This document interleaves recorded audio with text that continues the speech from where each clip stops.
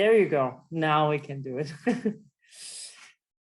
Hello and welcome to another global dialogue hosted in Global Forms Theater Festival by Rattlestick Playwrights Theater.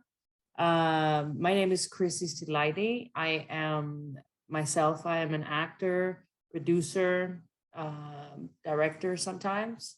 And I have some knowledge with theater companies and theater festivals. So I think I can help with leading this conversation. And on the other side, we have two amazing people right now, which I am going to invite to actually also introduce themselves. Let's start with the first one that I see in front of me. I see Tianding. If you would like to be the first one to talk to us a little bit about yourself, introduce yourself, go ahead. Hi everyone. I'm Tianding. I am also a director and a producer and also a curator of this festival. I'm the founding artistic director of Bound International Virtual Performance Festival. Yeah, and I am based in New York, but I'm traveling around in different states and different also countries to do my work. And recently my work mostly happening on the East Coast in Boston, in New York, and also on the West Coast in LA and around. Yeah. And I'm she, her, hers, and nice to meet everyone. Nice to meet you, Tianding. Emilio? Hi, everyone. I'm Emilio Maxwell Cerci. I am a director and lighting designer. I'm also the production manager of Irondale Ensemble Project in the space at Irondale. On top of that, I am also the producer of the On Women Festival at Irondale as well. Me and my co-producer, Renata Soares, who is in Brazil right now in her hometown. So she could not be here today. But apart from that, I regularly direct and light design all around New York City, sometimes on Long Island. And Tianding, I'm actually from Boston, so we should talk about that sometime. That sounds amazing. Welcome to both of you. We're so happy to have you here, and I'm super excited for the conversation we're going to have. I just wanted to acknowledge before we start and really get into it, that we're also supposed to have in our company one more member, one more panelist. Her name is Hope Azeda. She is currently not here. We're trying to contact her. If she shows up, we're going to welcome her with a big hug, virtual hug. We hope she makes it. But for now, we're just going to start with the conversation. And I guess I'm going to switch it up. And this time I'm going to start with Emilio, since I started with Tianding before. And I'm going to address the same question to both of you. I just want, in general, to talk a little bit about, the festivals that you're involved, or a specific festival that you're involved. Just if you can let me know and everybody else a little bit more about what the festival is about. What is it that is unique about it? How did it start? Things like that, like an introduction to the work that you do with these festivals. Emilio? Sure. So I would be remiss if I didn't first acknowledge that the Irondale On Women Festival was started by one of my best friends and predecessor in this position, Ronnie Stipp. She was first approached to start bringing new works into Irondale, and this is sort of the brainchild of her. It started out as a much smaller thing. With her, it was 3 shows in rep across 4 days. And she basically did it all. I jumped in and sort of took the reins as she moved on to bigger and better things. And now we have since grown the festival. The On Women Festival is aimed at giving voices to people who don't always get a chance to get their stories told, specifically women identifying people. Throughout the different iterations of this, it's grown and grown and grown to the point where now we have maybe 4 different legs of the festival. We have 3 main stages across 1 month, each getting their own week. We have an art buffet, which is anyone can sign up, and it's more like a cabaret. You get a little bit of time to present something that's raw and new that you're working on. And then we have this fun new media section where anyone can also send in something that's pre-recorded, pre-made, and we just ask that it be woman-centered. So people have done all different kinds of things with that, different videos, dance pieces, stop motion, whatever you can think of, someone's submitted for it. And it's been really, really interesting. On top of that, we also have 3 curators who are new. Each festival, we bring in 3 different women identifying people to select the pieces. Obviously, I am masculine presenting and male identifying, so I don't necessarily pick those pieces. It wouldn't be genuine for me to do that. So we go out and we hire and bring in 3 amazingly talented artists from all different walks of life to come in, read all the plays, talk about them, and then choose them together. On top of that, those curators also each have their own artist exchange that they run themselves. So people will gather one day each of the 3 weeks that we run to come together and have a discussion around whatever that curator's specialty or whatever's on their mind for that day. So they really get to pick and choose what that is. And that's sort of the overview of the entire festival. That sounds actually great, and I'm actually mad with myself that I haven't heard that before today. And I live in New York, so that sounds fantastic.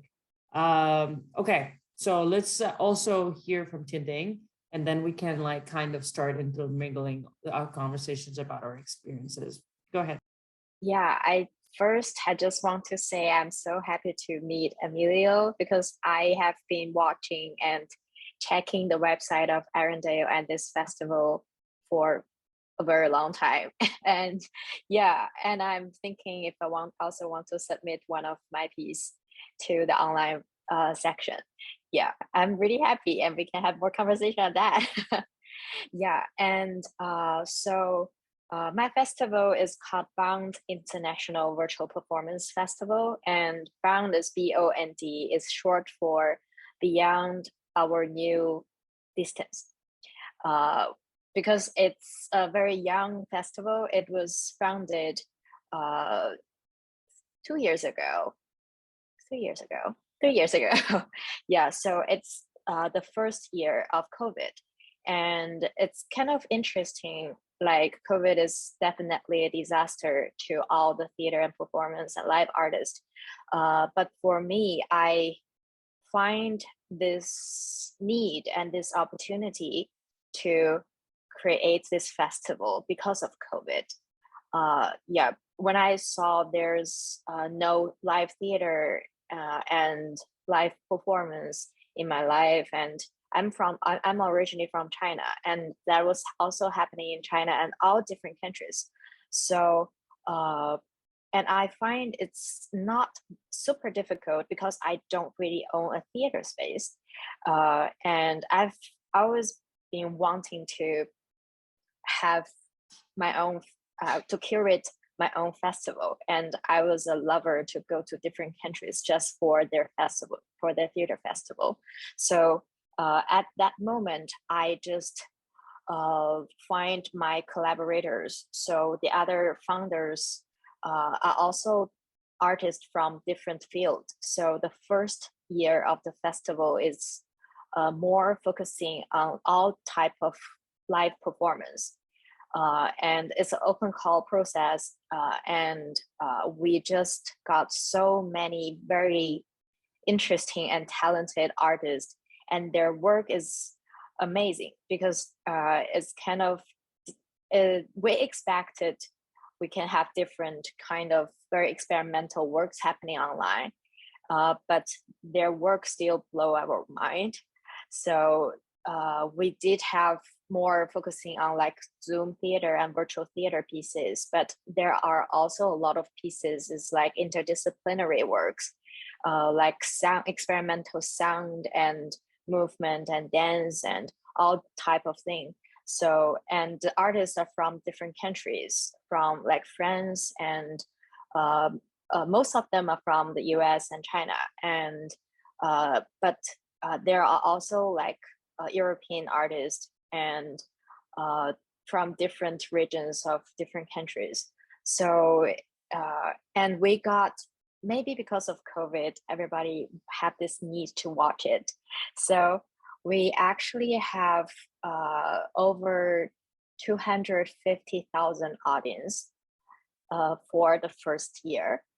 Yeah, and we didn't know how many people were gonna watch it. So so after knowing like people really want to see it, then we continue to curate the second year, and now is in the process of the launching of the third year. So, and it's interesting because we don't really have a very like maybe like all other different festival, it started from a smaller project or a different idea, and it evolves during years. So because this is such a young festival, and every year we have different process, and we learn a lot from the previous year, and all these experiences are so valuable. And still, like we're for the second year, because there are some of the cities are reopened, and theaters are reopened partially during that time. So most of the programs were online, still like virtual performance and virtual theater. But we start to have in-person event in different cities of different countries at the same time. So that's something I find is very interesting and unique. It also brings a lot of challenges. Maybe we'll talk more about that later. Yeah, but it's such a wonderful experience to have a similar themed event in like 6 or 8 cities in different countries in the same week. And yeah, so this year I think we're gonna do something even more experimental and have more in-person sections and programming, and combine with the virtual programs. Yeah. Okay, so I heard from both of you extremely interesting things, and I have a bajillion of questions just by myself, but I'm gonna try to keep it as a general thing and then let you talk. So maybe most of my questions and the audience's questions will be answered by everything that you share. And if some things feel like we need to cover, I'm gonna try to do that at the end. Okay, so I guess as Tianding said, I wanted to ask both of you, because these two things, they sound phenomenal, and I have some experience of festivals, and I can only imagine how many difficulties and challenges it can come up by including so many different people at the same time. And I don't know if in the case of Tianding at the different places, and putting that all together. And in front of me, I know I have just two people, but I bet that it's a mountain of people that, a whole village that makes that happen. So I think it would be interesting to hear of how do you get through the challenges? What are the challenges? And maybe, I guess, lessons that you've learned through these challenges about how to maneuver these things and make this kind of a big project come to life, collective project come to life. Yeah.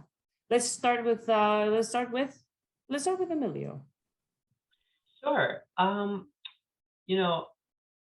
I think that the thing that most of us who are in theater are so blessed with is the ability to think creatively. And I think where most people might fail in that way, a lot of us in this world that we're currently in with COVID and everything, we all just are like, we just see it as another obstacle or another thing that makes us have to look at it differently. And so Tianding, I mean, to hear you talk about like the inception of your festival sort of comes from this craziness, is really interesting because, you know, our festival is a little bit older, not that much, but a little bit. And you know, we were never, I never wanted to do anything online. Like I always made the joke, like if I wanted to be in TV, I would have gone and done that, right? And for so long, I was so resistant to that. But then the pandemic sort of thrusted us into this place where it was like, okay, no, we have to think about this in a different way. If we want to keep our work alive and keep doing what we want to do, what we love to do. And so just like you, Tianding, like our festival exploded over the COVID period. We had so much viewership that we never even dreamed of, because it made us think in terms of accessibility. How can we get this stuff out to the most amount of people in the easiest way? And we started recording. I mean, just for us, we had to record our main stages with a skeleton crew, which I have some photos and videos that I would want to show in a little bit, but if we have time. You know, there's some photos of us, like we have this skeleton camera crew all with masks on and social distancing, and then the 1 or 2 actors, like we were only going to do small shows, and we recorded all of that, and then we had to we still wanted it to feel a little bit like you were sitting down waiting for the curtain to rise. So we live streamed the pre-recorded show each night rather than just give you a ticket that, you know, you can like log in and stream it for 24 hours or whatever. No, you had to sit down with your popcorn and the show would start at 8 and you had to watch it at 8 o'clock and sit with all those other people with the chat on the side and sort of experience it with a group of people, because that is what we want to keep. That's the thing that brought us all to doing theater. So we had to think creatively about how to keep a community and yet pivot and not be together physically. So that was the one thing, and you know, it was expensive, it was hard, but it also gave us the best festival that we've had. In terms of viewership. I mean, they're all great. Every year is great. But in terms of viewership, like just our name ID went through the roof. And I can't be more grateful for that. It was a lot of work. It took a whole new group of people. We had to hire a whole production team around this one part of the festival, never mind our new media, which also came about from the pandemic. And then our art buffet, which I had to learn how to use these weird streaming platforms that I never dreamed of using, OBS and all those other things. You know, I learned how to edit. I became an editor, which gave me a bunch of new jobs. I look at it as like a great challenge. I was really resistant to it at first. I hated it, and then it once I embraced it, it completely opened up a whole new pool of skills that I now have, and a whole new group of people that I was able to meet and talk to. And it really is that thing about theater people that I love, that you just say like, okay, yes, like this is what we have to deal with. How do we make it the best that it can be?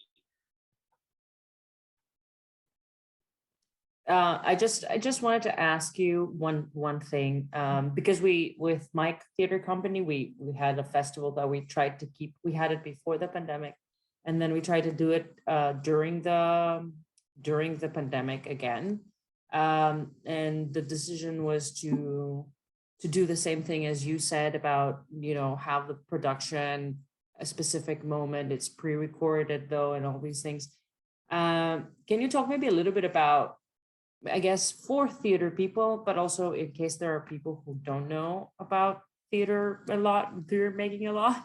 So what kind of difficulties and, you know, extra costs? You mentioned how expensive it was to bring certain things to whatever platform you used. What were the difficulties of kind of creating a theater show but showing it on a laptop? Yeah, actually, one of the photos that I have is sort of references that we had to rent a dolly that we pushed our cameraman around on. And none of us had ever used that before, including the cameraman, you know. So this is like, we went to a random warehouse, rented this dolly on a budget. I don't even know how legit the place is that we got it from. Like, we just went and we found the dolly. We all became like experts in these things that I knew nothing about lighting for camera. And in the moment, we're looking at the monitor and saying, this isn't working. It's washing her face out. It doesn't look like that here, but it looks like that on camera. We got to go and get on that ladder and switch out the gel for a different frost. And, you know, these things that we just don't anticipate. I mean, financially, yes, it was a huge burden on us, but it was worth it. It was worth it. So, you know, apart from the dolly, like the editing process, making it seem like we were all there with them. So at the end of the show, I would like sort of fade into a Zoom room where like the cast was like waiting in the boxes and could like talk to the audience afterwards for a talk back, and, you know, just doing as much as we can to make it feel like we're all there together in this space. And obviously there were times where it failed and tripped a little bit, but everyone is so forgiving when they see that you're trying. Like, just like for today, for instance, like we're here on Zoom and we had all these Zoom problems that were out of all of our control, but it's like, we all get it. We're all here just trying to like interact and experience together. And I think once you kind of, I always say this, like, it's theater, no one dies. Like, hopefully, you know, like it's not that serious, and we need to allow ourselves to like take these like trips and stride and know that we're all there. And like, so we have this issue, it's not the end of the world, and we just have to keep moving with it and adapt to it. And keeping that sort of mentality keeps the energy up and keeps the festival or whatever you're putting up feel alive. Before we move to Tianding, I just have a quick question, last question about this part. Is this festival, Emilio, still going on also through virtual? You know, are you streaming it as well, or did it go back to being live? So we are focusing mainly on live at this point, but we are going to be recording it. The thing is, as I said, like, it costs so much money to do both. It costs a lot of money, and we did it once to keep us alive. I would love to keep doing it again. We're still in grant writing processes to try to get the infrastructure to like to continue that, because it was so successful virtually, and we want to keep that accessibility. We're going to be recording them, but they won't be released in that sort of live feature way Right. this time around. I totally believe and hope that one day the festival will be large enough that we can do all of those things. But when I'm, you know, one of the things I wanted to say about all of this is like, we all have to straddle that line of like making it look like a large operation, but not too large, because it is really just a few of us with multiple hats on. And when I'm there, I'm the person who runs all the tech at Irondale. So like, on top of the producing aspect, I am there in the theater helping get the show physically up, like building, doing the lighting, all of those things. So when we're back in person, I just literally cannot also be streaming the show. You know, it's like my head would split into two. So getting someone else who could run all those things and do that is a whole other job that we then have to pay for. And we don't want people to have to work for free. So we have to do these things. And I would love to do both sometime. Super. Thank you. Thank you. Yeah. That was very insightful. Yeah. Tianding? Yeah. I can only imagine what your festival must, difficulties must come up with. Yeah, I just have so much exactly the same experience with Emilio, and also adding to that, I think there are different sections. It's very challenging for the festival, this kind of festival I'm curating. The first part is like managing and working together virtually. It's already a challenge because especially the first year, so most of the people in my team, they're in different time zone. And so we have to find a time to have a meeting on Zoom, which is super difficult because we are not awake at the same time.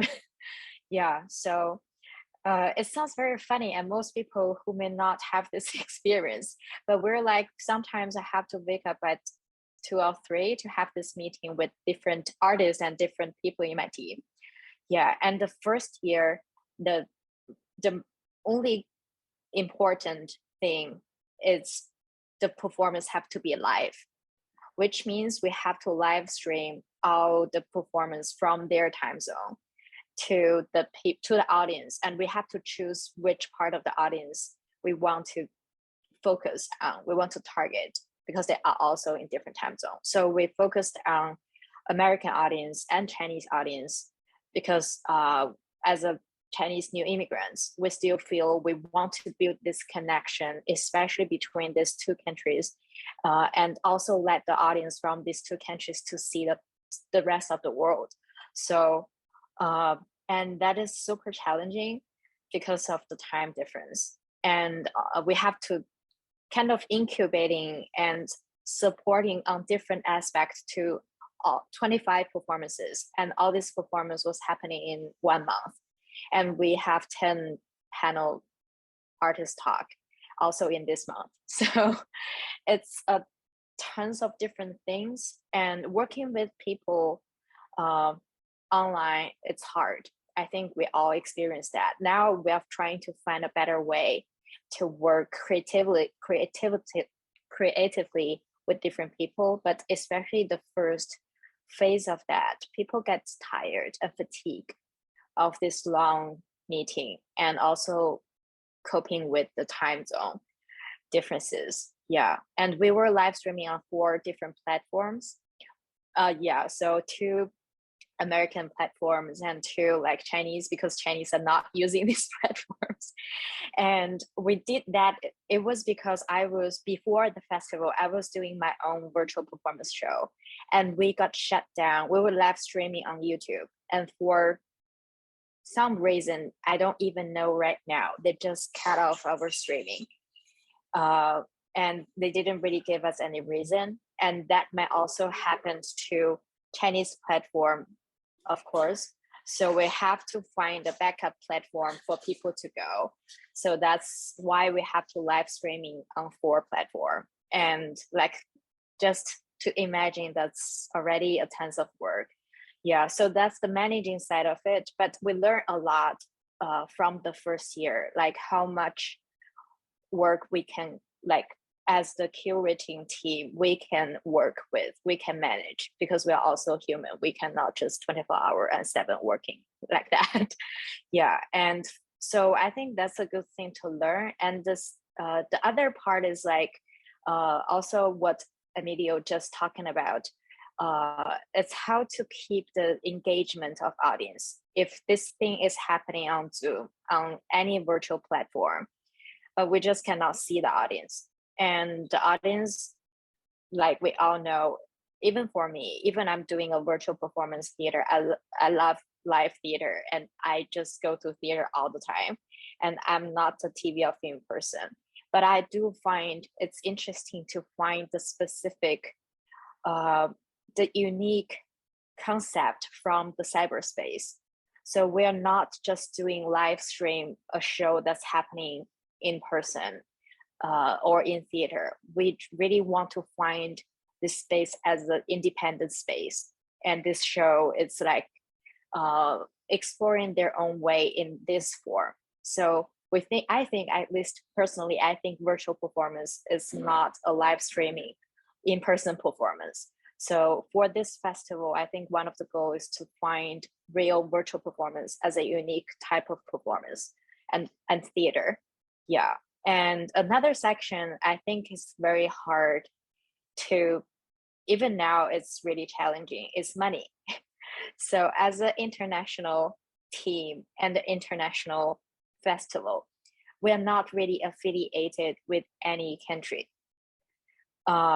We can, and we do have our producing company is based in different countries, but it's not like this festival can make a lot of money for any country, which is or it's like specifically target on any specific group of people in one country. So it's extremely hard to find the proper support financially. Yeah, because like every country, they really want to give their money to their own people and to their own theater festival and who serve their own audience. And for international festival, it's just really hard. Yeah, and another part is marketing.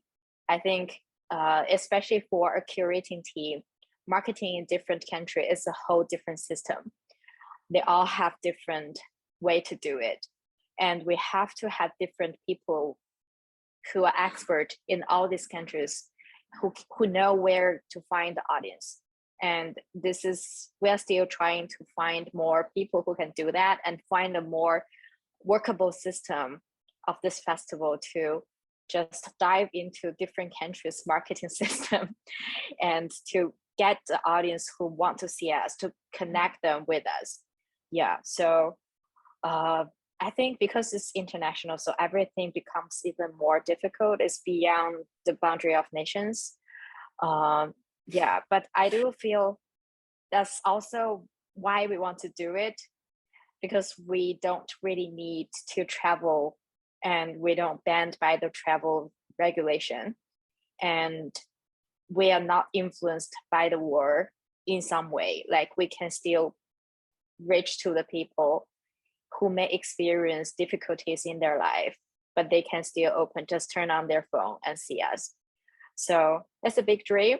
But it's when we were really doing it, it's extremely hard. Yeah. Well, oh my God.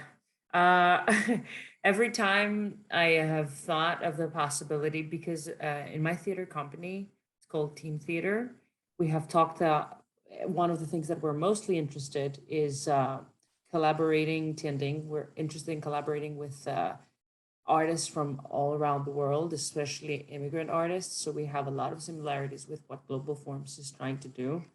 And so there have been a lot of times ideas, I mean, a bunch of ideas all the time. But one of the things that we were thinking is like, what if, and I have thought about as well, how insanely difficult it would be to engage artists from different parts of the world and like bring them all together. So I bet that's like, you talked a little bit about it, but I cannot even start to imagine, not only getting how difficult it must be to get any kind of funding for it, because you're without a country or some sort of a thing. Your country is your country is the planet or something like that. So I cannot even imagine how difficult it must be to get funding. And then how would you like pay people all around the world? I can't even like start to imagine how the complications that must be involved with that. So I'm just saying kudos to even trying to pull this off. And I just, from hearing that you have so many people and you guys have so many people and all stuff, I have to give you a big congrats and keep going. You will extinguish borders and make them disappear. no war, nothing will touch you. I hope in the future we'll all talk about this festival that kind of like, you know, exists without any borders and difficulties. So kudos to both of you, and Emilio as well. I mean, I have no words for what you both are doing. And I guess for me, I would love to hear your like one or two biggest suggestions, but also for people who will listen to this conversation.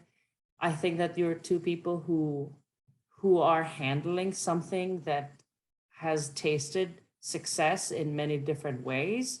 So if you could tell us a little bit, and starting maybe with you, Emilio, if you could tell us a little bit, what do you think are the couple of things, the biggest, most important things that you think that made the festival a success, or have success at certain times and all these things? What would you say that those things are? Community engagement is really important. People want not only to watch other perspectives and experience those perspectives, but they really want to share theirs. And they want other people to hear their perspectives. And so I think one of the things that is starting to happen with our festival is we're kind of creating a little bit of a community, because we have these artist exchanges where you can come and talk with the curators about whatever that theme is, and you're opting into that, and you're coming to share something and to hear and learn from other people. And I think that one-on-one engagement, that offer to someone to come on in and share, creates a relationship. And once you have a relationship with someone, it's a lot easier to get them to come to your stuff.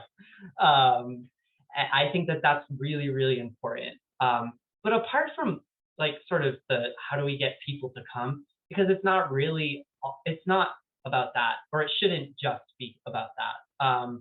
It's what is your definition of success, and what are you trying to accomplish with each individual show and with the festival as a whole?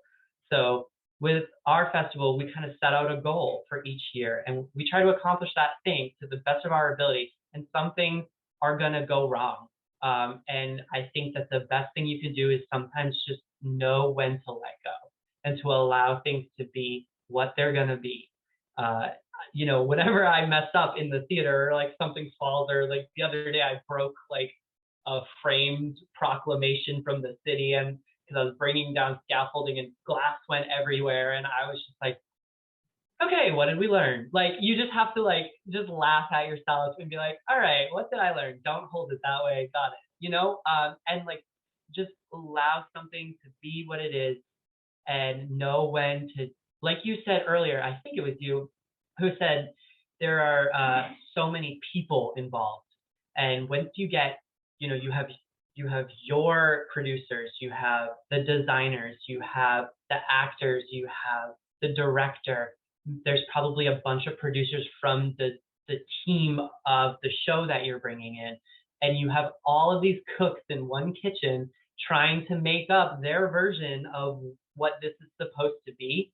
And that becomes contentious, and everyone's looking out for their best interest for the show, not selfishly, but they're trying to make the show what they believe it needs to be. And so that sometimes, especially as the festival producer, you have to be ready and willing to say, okay, that's okay. Like, that's not my vision for what this is meant to be, but we brought you into this space, and we're giving you this platform.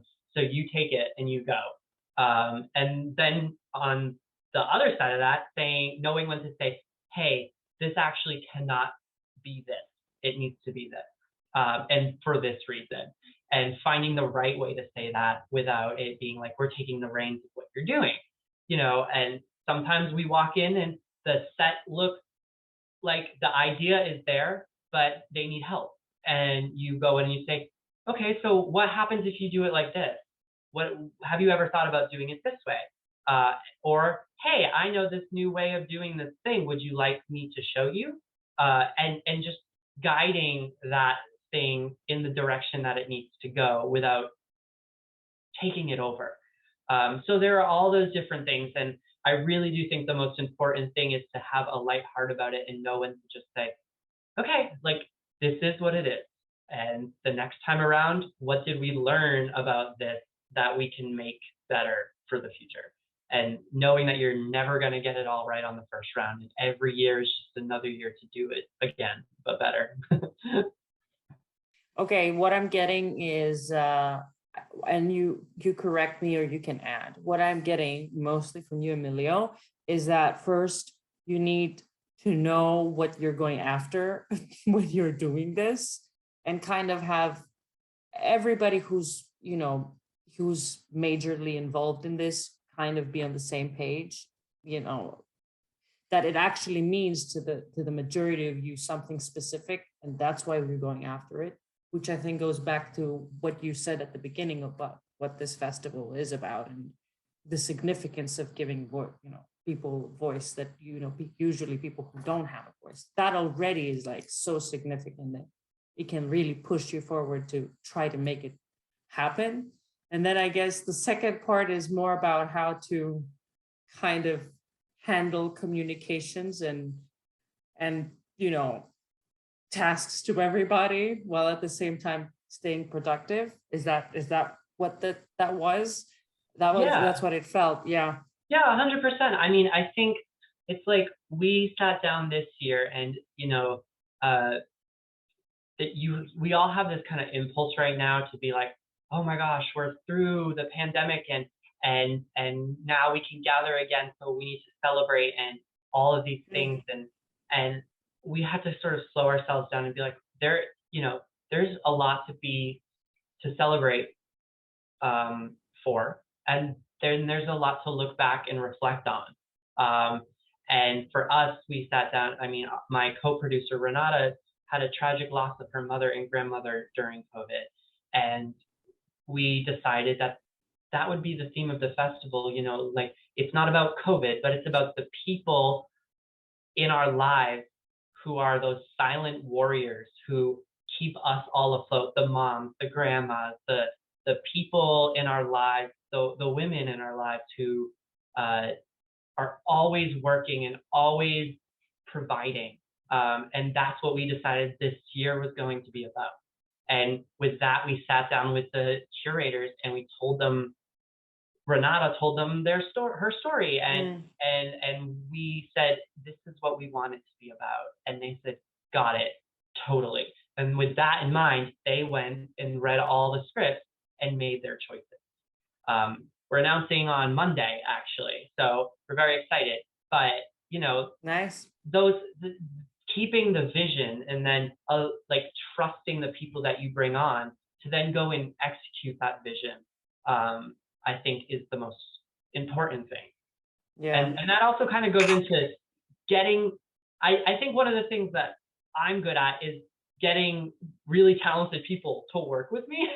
Like I always say, I'm like, that's not like, I wouldn't say I'm like the most talented person, but I'm really good at getting talented people to work with me.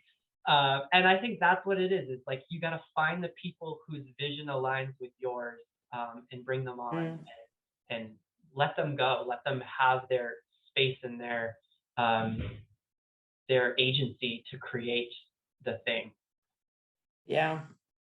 And at the same time, you know, remember that we just went through a pandemic. So patience, you learn, there's going to be another one. We're humans. We're not here to be perfect. We're here to learn. We all forgot how to do things over the pandemic. I know. Like I got back into the theater. I was like, how do I turn this place on? Like what is going on? Yeah, it's like we're babies again. We're relearning everything. Okay, Tianding, the same thing. What would you say that is the thing that brought in your festival the taste of success, if I can say it like that?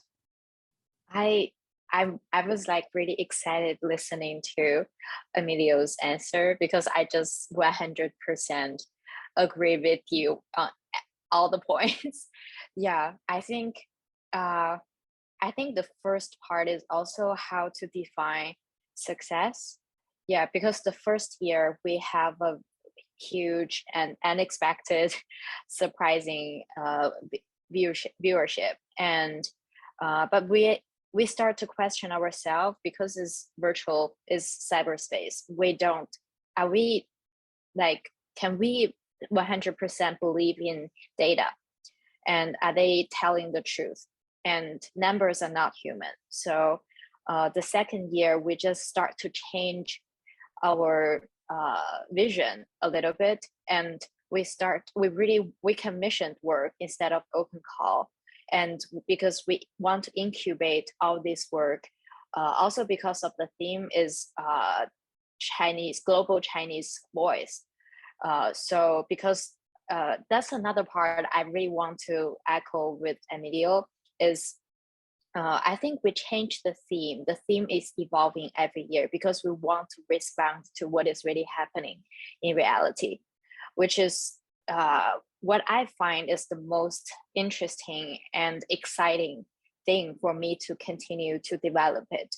So last year, the theme is about global Chinese voice. So we commissioned 8 Chinese artists. They are like Chinese heritage, but they are all relocating and residing in different countries right now. And because the reason is like, because we are seeing all this attack and Asian hate crimes every day, not only in the US, is everywhere. So that's why we choose this theme. And this year, I think the theme gonna change because of the war and because of different perspectives of the society we are viewing right now. I think the society changed as well from last year even. It's developing so fast. And I feel that's something unique for a festival because we are programming it every year. So we have this chance to respond to it. It's not like a regular theater program. We always have winter and summer and year, like we plan it 1 year before, and we cannot really respond to what is urgent, what we really want to use art as a form to answer all the questions. And yeah, so this year is now I haven't announced it. Maybe this is the first announcement. The theme is land and body.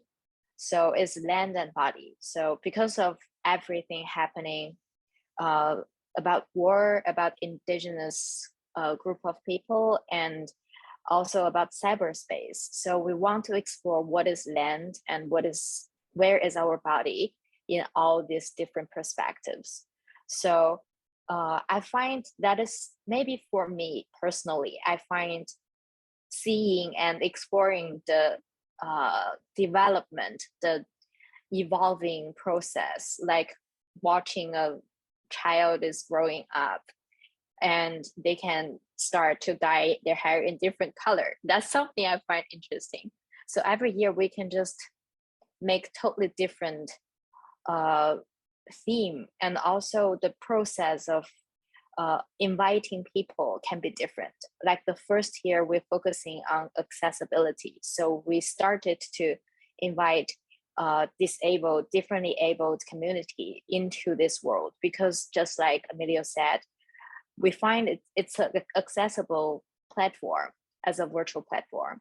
Yeah, and the second year is focusing on different community. And this year, we just really want to invite artists from the most unrepresentative continent. We don't really think the world in that way, but we do see most of the shows, no matter which country they're from, is mostly from the developed countries and is quite focused on those countries. But actually the world is huge. And as an international festival, we just have this chance to invite the people who cannot be seen, but they are still like working on their fantastic artworks and performances. So yeah, I think that's what I define success. It's just to explore the form, the theme, the responses to the world. And this festival is our tool, our platform to do that. Okay. I'm really, I wasn't expecting to have this kind of beautiful conversation. I knew that it's going to be engaging, but you're both like two incredible people. So I thank you first personally for sharing all of your passion and your thoughts and, you know, your work and what you're engaged with and all these things. But the thing I guess I get at the end, since we have to wrap it up, unfortunately, I wish we could stay here and talk for longer. But the thing I guess I'll take at the end is that the common thing for both of you is you know, is what is the motive and what it is that you want to do. And I really like what you said, Tianding, about that's how you measure, I guess, success. You know, I at the same time reflecting on what we've all gone through and how fast, as you said, Tianding, again, the world is changing right now and all these things and everything that we went with COVID. I think it is very important to measure success and focus in that direction. And I think the rest is just going to come because people are hungry right now. That's my feeling. I'm sorry, Emilio, you had something to add. Oh yeah, I just wanted to echo what Tianding just said. Like I think something that we haven't spoken about yet that I think is really, really important is like challenging the idea of like what is popular theater, and what is theater, like capital TRE. So many, like, don't get me wrong, I love a good Broadway show. I love, you know, and I've done my time working there and doing those things, but there's something about the type of theater that I can just tell, like Tianding, that you're doing and that we try to do at Irondale, that is so interpersonal and so specific. But in its specificity, it touches a lot of people. And I think when you play with the form of theater and you play with like, how can we communicate a message in a way that's not the norm, in a way that's not necessarily big budget, flashy, whatever, but it's about the thing that you're trying to do. You get back down to basics and then you deconstruct that and make it into something new. I think that is the type of theater that really gets people excited, really makes people think in a new way, and that I can tell all of us here are so interested in. And I think that's the theater to me that's worth fighting so hard for. I always say, like, we deserve to have our stories told too. And just because we're not, you know, doing a show on Broadway, that doesn't matter. And we need to find our unique ways to tell them. Yeah. Yeah. Thank you. Couldn't said it better. Thank you both, Emilio and Tianding. I love this. I hope we get a bunch of questions on Facebook and wherever else Rattlestick posts this. And just keep in mind, people might be asking questions, whatever. And if you see anything, like, we can reply. Yeah, and that's it. Thank you again for another global dialogue. Good night to both of you. Get some rest. And again, thank you for sharing everything with us tonight. Bye-bye.